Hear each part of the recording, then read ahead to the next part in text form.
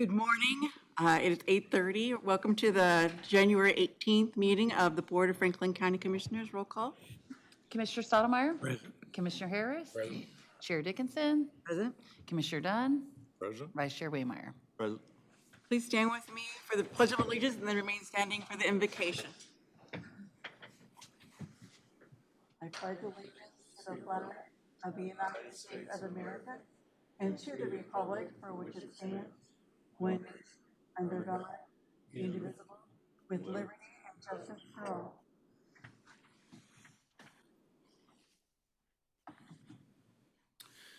I learned over 16 years of pastoral ministry a definition of leadership that I have grown to embrace, which is the process of disappointing people at an acceptable rate. And I pray that your leadership, as you disappoint people, that they will take it at an acceptable rate as you lead. As I drove over across the river this morning, I prayed over Ottawa and Franklin County, and I pray that your leadership would be blessed today. Lord, thank you for the time that these leaders of our community have together, and I pray that it would be fruitful. I pray that your wisdom will be present, and I pray that every decision made, which will inevitably bring disappointment to some, or maybe more, or maybe all, or who knows what, but you know, Lord, that you would keep the hearts of these leaders in your hands and keep the best interest of the people in our county under their leadership. We thank you, Lord, for rain today, and we thank you for your many blessings, and we ask these things and praise you in the name of Jesus. Amen. Amen. Thank you. Our first order of business is to proclaim the month of January as Human Trafficking Awareness Month. I think we sometimes would like to believe that human trafficking does not happen in Franklin County, but unfortunately we know that it probably does, and across our country. So Proclamation 2301 reads, whereas human trafficking, a modern form of slavery, is one of the largest and fastest growing criminal industries in the world. It is based on recruiting, harboring, and transporting people for the purpose of exploitation. And whereas millions of men, women, and children around the globe, including here in Franklin County, are subject to modern-day slavery, the cruel, inhumane practice of human trafficking.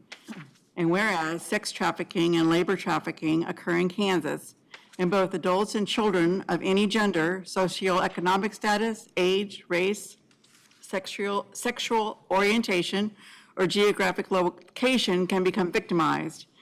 And whereas human trafficking includes sexual, verbal, emotional, and physical abuse and exploitation, and all forms of abuse carry long-term complex trauma implications. And whereas Kansas human trafficking laws define commercial exploitation of children, which does not require a showing of force, fraud, threat, or coercion, and references the existing statutory definition of human trafficking and aggravated human trafficking, and the effects of human trafficking reach far beyond its victims and perpetrators, causing disruption in our schools, places of work, and neighborhoods. And now, therefore, Franklin County, Kansas proclaims the month of January 2023 as Human Trafficking Awareness Month, and urges all citizens to speak out against sex and labor trafficking and exploitation, to support survivors of this heinous crimes, to encourage community leaders to hold offenders accountable, and to make preventable efforts a priority by hosting events, creating policies at work, school, and home, and by supporting and participating in programs designed to reduce and eventually eliminate human trafficking as a societal problem. Signed this 18th day of January, 2023. Ann Dickinson, Commission Chair. And usually at this point, we would the proclamation would be accepted by a representative of Willow Domestic Violence Center. They're located in Lawrence, dealing with human trafficking as well as other issues that unfortunately our society is rampant with. So anyway, just we proclaim the month. That doesn't mean it only happens in January, but we really want to make sure that we're aware. And I guess I could ask Sheriff Richards, but I don't think I want to know how bad it is in Franklin County. But I know you have truck stops, we have human trafficking. But I don't have numbers for it. Right. All right, do we have any public comment today? Are you guys going to approve the proclamation? Oh, sorry. Need a motion to approve the proclamation. Motion to approve. Second.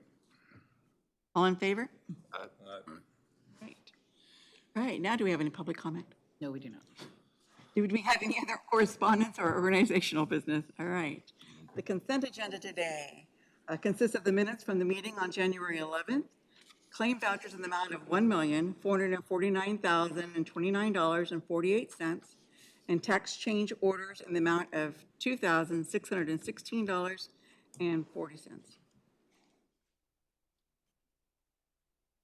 Motion to approve. Second.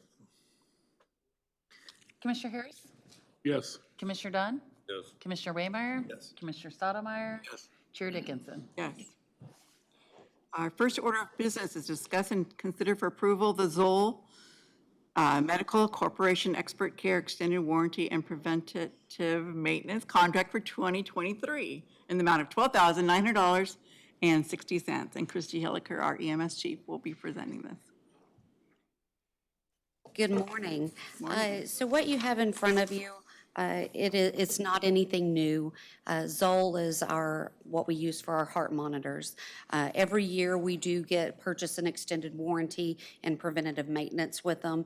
They come in, they calibrate the machines, and they certify them for the year.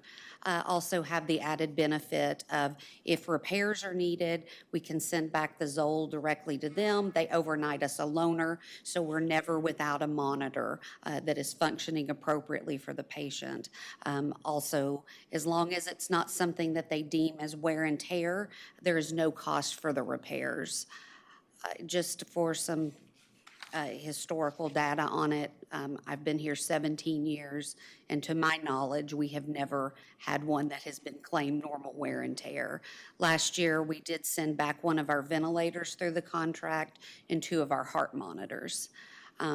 If we didn't go with Zoll, I would still have to have another company come in and certify them, but we wouldn't have that benefit of them actually repairing it at no cost or giving us a service loaner. So in years past, the warranty has fallen below the $10,000 mark. However, we had to upgrade all of our heart monitors because our prior ones were no longer being serviced. So we added 3 additional monitors to the contract so that all of our monitors are underneath that warranty. Whereas last year, they still had the manufacturer warranty on them. So this is the first year they don't. So that's why there's an increase in cost from last year. So this is ventilators, heart monitors? It's we have 2 ventilators, so it takes care of both of those, and 8 cardiac monitors. All of those are on the contract. The defibrillators? Yes, they are, yes. Okay, gotcha. Yes, yeah. So you have one for every vehicle? We do, Okay. yes. Any other questions or discussion? You have one like in the courthouse and in the, So those are the AEDs, and they're not on this contract, but yes, we do have an AED Okay. in the courthouse. this is separate from that then? Yes, sir, it is. Okay. All right, affirmative motion would be to make a motion to approve the Zoll Medical Corporation Expert Care Extended Warranty and Preventative Maintenance Contract for 2023 in the amount of $12,900.60. Motion approved. Second. Commissioner Dunn? Yes. Commissioner Waymire? Yes. Commissioner Stottlemyre? Yes. Commissioner Harris? Yes. Chair Dickinson? Yes. Thank you. I'll get a signature after the meeting. All right, our second order of business is to consider authorizing Foley Equipment to complete repairs to the 2016 953D track loader in the amount of $19,824.93. David Lee. Yes, Commissioners. We have a track loader that is used on the construction and demolition landfill every day. It's only 7 years old and still has relatively low hours. This particular piece of equipment is not something that is coming up anytime soon on our equipment replacement list. And so we would like to go ahead and get that repaired. The estimate of the $19,824, that is, we had them prepare a worst-case scenario. In this, to make the repair, they have to take the cab off, and so once they get in that, they'll be able to see a little better and be able to do a more thorough review of the pumps. If by chance those pumps are still in good condition, that price will be a little bit lower. But we do want to go ahead and have it replaced so that we can get that piece of equipment back in service. Currently, we've got the road and bridge track loader working out there because we need that piece of equipment just about every day. And so we're shuffling things around until we can get this back in operation. Did they guess why that pump wore out early? Say that again? Did they guess why that pump wore out early? I don't have that information. Know if it was problematic to that model or? No, I don't know, and Kirk would be here today, but he's off this week. But certainly, that is something that we will explore. He probably knows the answer to that. As the Public Works one's an old one of these, so Yeah. remember, we didn't have to do it to that, so Right. probably one off. Because it's used out at the landfill and it comes out of that. Yes, so we will pay for this through the special caps fund. Okay. So make a motion to approve the repairs? Second. Commissioner Waymire? Yes. Commissioner Stottlemyre? Yes. Commissioner Harris? Yes. Commissioner Dunn? Yes. Chair Dickinson? Yeah. And our last order of business is to consider appointing Sandra Shippey to the Potawatomi Township Board. Janet. Yes, so we've done several of these lately. It just seems like we've had some turnover in our township boards. We had a longtime treasurer sitting at Potawatomi Township, and he has moved to Oklahoma. And so they had been anticipating that he was going to be moving and had been looking for someone to fill that position, and they have found someone. She has submitted her letter of interest there that you guys have before you. And we would just ask that you guys appoint Sandra Shippey to fill that position. I'll make a motion to appoint Sandra Shippey to the Potawatomi Township Board. Second? Commissioner Stottlemyre? Yes. Commissioner Harris? Yes. Commissioner Dunn? Yes. Commissioner Waymire? Yes. Chair Dickinson? Yeah. All right, that just moves us on to staff reports. Derek, what you got for us today? Yeah, thanks, Diane. A few things. It's rare for me to discuss planning commission items before they reach the five of you, but we have a planning commission meeting tomorrow, and one of the items that I've gotten several calls on involves a meteorological tower, a surveillance tower that a prospective wind energy company wants to put up. What I would say, and I want to say this publicly, that is not a precursor to a wind farm. I think there are a lot of folks that are concerned that if the Planning Commission approves of this, that it is automatically Franklin County's going to have wind farms. One, as the five of you know, the Planning Commission is the first phase of the process. Like, this is still going to have to come before the five of you, even the surveillance tower.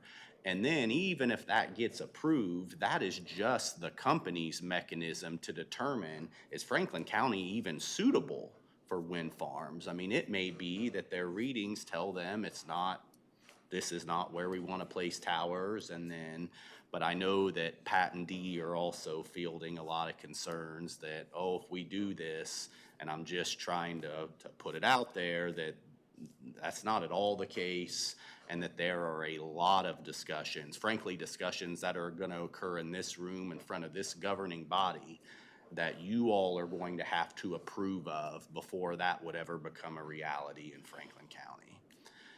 Any questions about that before I move on to my next? Okay, thank you. Second thing, we continue to see the tax sale process is working. We're continuing to see properties get redeemed. Very happy with that. The next phase of this is we can begin title work on the properties if we would like. Without getting into detail, there have been some price fluctuations that I want to look into and have a couple conversations about that could lead to this coming back in front of you for additional discussions. But it's just due diligence on my part. I'm pleased with where things are at. We've seen a lot of properties get redeemed. And then the last thing is Christy and I are heading up to Wellsville this afternoon to talk with Wellsville city staff about this ambulance station. I'm happy to discuss where that's at with the 5 of you. I've certainly let Dawn know. We've ran into a couple of issues. I remain optimistic that we'll get that worked out. But that's the goal of today, is to try to get us on the same page and keep moving this project forward. Would be happy to discuss that offline with any one of you should the need arise. So, and that's all I have. Okay, anybody have any questions? Paul, I'm going to push you in right here because otherwise I'm just going to go around the room. So just be ready because you're probably going to be that way every week. All right. All right. Good morning, Commissioners. Want to just touch base with you on a number of things. It's been a busy week. One of the things I'm trying to do as we work to recruit industry to Proximity Park and to the communities is work on some metrics and get some tools to where we can come to you and say, well, if we get this project, we have a metric system for that kind of, helps us identify what's a winner, what's a home run, what's a base hit, those types of things. And then in addition to that, I'm working on acquiring some software that we can plug that in, and it'll kind of give you an idea of potential revenue, tax, jobs, sales tax impacts, all that over a period of time. You can break it down if they're building a new location. You can just take that and see what the impact is economically in our county. You can also go at from an operational standpoint based on number of jobs and wage and those types of things and the type of industry, what that means for impact economically as far as ripple effect and those types of things. So trying to get some tools to where we can kind of look at these from a very educated and informed standpoint. So when we do come to you in the city and the school district, I have really good information to help you make a well-informed decision when it comes to incentives or up or down or whatever you would like to do. So spending quite a bit of time and hope to be able to present some stuff, potentially maybe at a joint meeting in February, but just want to give you a heads up. I'm very excited. This afternoon, I'm going up to a meeting in Olathe. It's a meeting with Panasonic and the Commerce Department to give some of us in the region an update on where they're at and timelines and what they're going to need. And so I'll have a report for everybody in the next couple of days as a result of that. So that'll be very informative. Also working a lot on grants. I'm almost ready to submit a base grant. They have round 2 on base grants. Almost ready to submit a $165,000 base grant for the city of Princeton for stormwater needs that they have. It's not a big request based on what base grants are normally for, so I'm kind of hoping after they make a big awards and they have some extra money, maybe they'll let us have that. So we're going to go ahead and submit on that in the next few days and see where that goes. We have a potential, as you know, the Modern Income Housing Program, they come out with opportunity to submit every quarter from the state. Excuse me. And City of Ottawa got one last time. And Wellsville's going to submit a big project this time. There's an ARPA element to it, and then there's a smaller element. Wellsville's going to submit one, and then I'm meeting with the developer today for a couple hours that potentially would submit through the county. And what I've found out is cities can submit and the county can submit. And there's no way we're all going to get funded, but the more corks we have in the water, the better chance we have of catching something. The one we're looking at is in the city limits of Ottawa, but Ottawa's probably going to move forward with a different project. So I talked to the folks in Topeka and said, yeah, that we could submit one through the county. So it may come back to you. I've given a heads up to Derek on that. And we'll kind of probably know a little bit more about the status of that. The deadline for that is February 17th. So it would be coming back to you rather quickly. That's for about 72 apartments is the project that I'm looking at today with the developer. Yesterday, we had a good meeting. We hosted in this room one of the broadband projects, the one that's going in around Rantoul. And David did a great job with about a 5-minute notice of the meeting. But he did a wonderful job of welcoming them and letting them know we're here to help, but also to make sure they understand they've got some responsibilities in communicating to him and to you and to the citizens as they start digging and making noises and those types of things. So our citizens, as well as you folks, are well informed. So I tip my hat the way David handled that very, very well. But we had probably about 14 folks, and David can probably tell you in more depth some of that, but it's a good meeting, and they're excited to be in our county. It's a multi-million-dollar project, and very excited about where that's going. So that's some of what I wanted to give you an update, but happy to answer any questions. On this broadband deal, do they look at the number of subscribers to the broadband when they're putting in this network? Yeah, I mean, it's a business decision, so they're gonna look at how much potential business they can generate out of expanding those lines. I think it also helps tremendously that they're getting a pretty big subsidy from the state, which makes the economics work in the rural. And that's the goal from the state, is how do we get broadband into the rural areas where economically it doesn't work mathematically without that subsidy from the state. Just like the rural electrification. Exactly. It's our version of rural electrification. That's exactly right.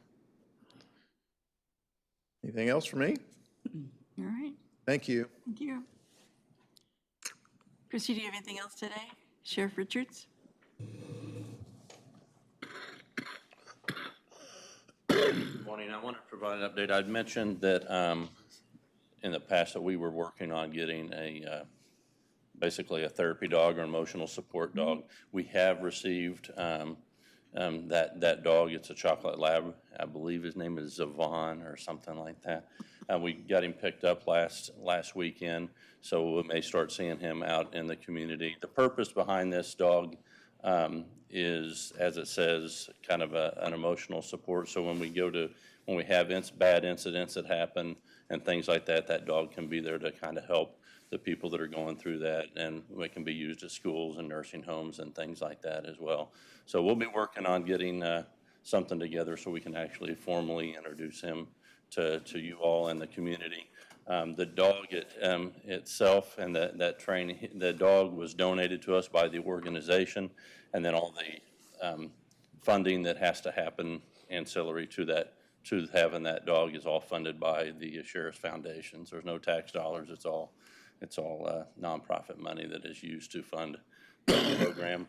The handler for the dog is a reserve deputy, and so he's also donates his time to the county. So we don't have any county expense involved here, but we're hoping to have some great benefit.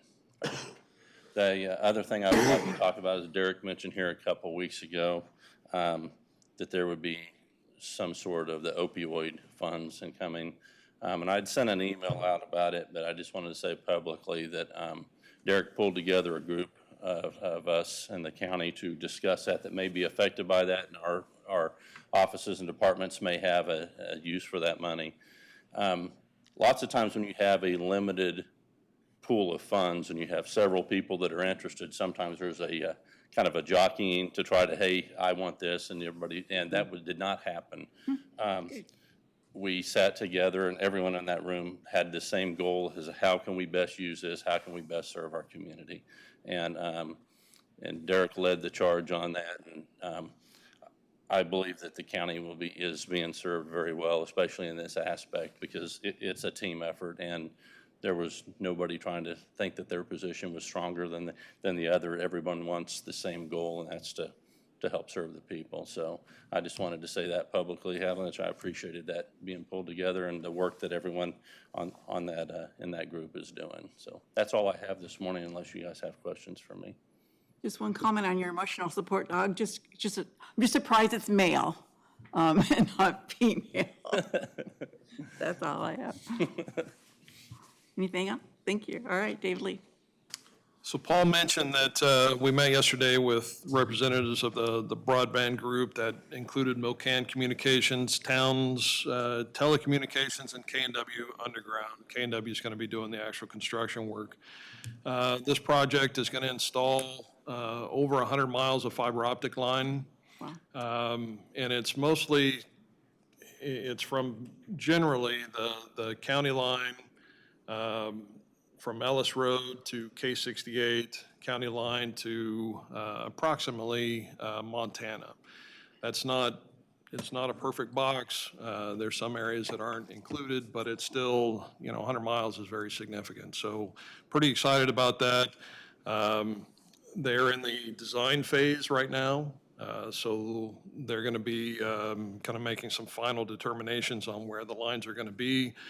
I think that we established a good line of communication and kind of outlined our expectations as far as construction of those lines.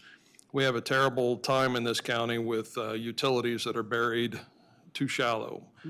Really interferes with our ability to do road work, our ability to do ditching work, and those sorts of things.